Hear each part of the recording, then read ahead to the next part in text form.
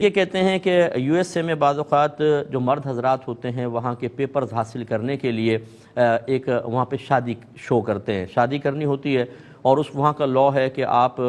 دوسری آپ کی بیوی نہیں ہونی چاہیے، اور اگر ہے تو پہلے آپ اس کو طلاق دیں، پھر آپ کا مطلب پھر یہ آپ کی دوسری شادی ویلڈ مانی جائے گی اور اس پر پیپرز بن سکتے ہیں۔ وہ کہتے ہیں کہ بعض اوقات چیٹ کرنے کے لیے، گورنمنٹ کو دھوکہ دینے کے لیے ارادہ طلاق نہیں ہوتا، لیکن ایک ڈائیورس پیپر تیار کر لیا جاتا ہے، وہ جمع کرا دیتے ہیں۔ اس سے طلاق واقع ہوگی یا نہیں ہوگی؟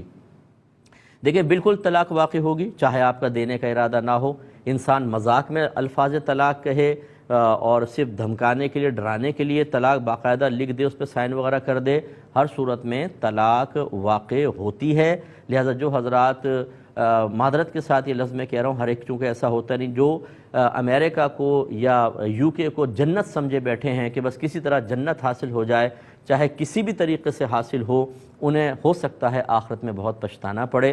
باہر رہنا منع نہیں ہے، اس کے لیے جائز کوششیں کرنا منع نہیں ہے، وہاں رہتے ہوئے بہت سے امور میں آپ کو کمپرومائز کرنا ہوتا ہے، جیسے بہنیں برقع نہیں پہن سکتی، پورا نقاب نہیں کر سکتی۔ شریعت یہ نہیں کہتی کہ آپ وہاں سے چھوڑ کر پاکستان میں آ کر باقاعدہ پردہ کریں، آپ وہیں کے اعتبار سے آپ کو رعایت بھی ملے گی، لیکن اس کی اجازت نہیں ہو سکتی کہ آپ اپنے آپ کو کافر لکھوا کے کاغذات بنوا لیں، آپ وہاں کے کسی چرچ میں جا کر وہاں کے کسی عورت سے شادی کریں اور اپنے آپ کو باقاعدہ ظاہر کریں کہ میں کرسچن ہو چکا ہوں۔ اس کی اجازت نہیں دے گی کہ آپ وہاں کی گورنمنٹ کو دھوکہ دیں۔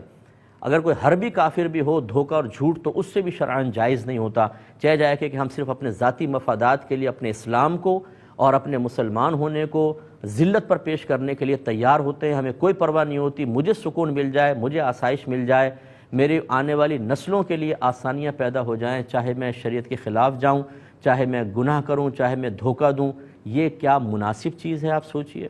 ایسا نہیں ہونا چاہیے۔ اگر آپ کا امپلائی کوئی آپ سے ایسا کرے، آپ کو چیٹ کرے اور آپ کے ساتھ یہ معاملات کرے تو یقیناً آپ اس ناراض ہوں گے اور ناپسند کریں گے۔ بہرحال طلاق واقع ہو جائے گی اور اس کی زوجہ کی عدت سٹارٹ ہو جائے گی، چاہے اس نے مزاحاً لکھا ہو، چاہے کسی اس طرح ضرورت کے تحت لکھا ہو، چاہے طلاق دینے کا ارادہ نہ ہو، ہر صورت میں طلاق ہوگی۔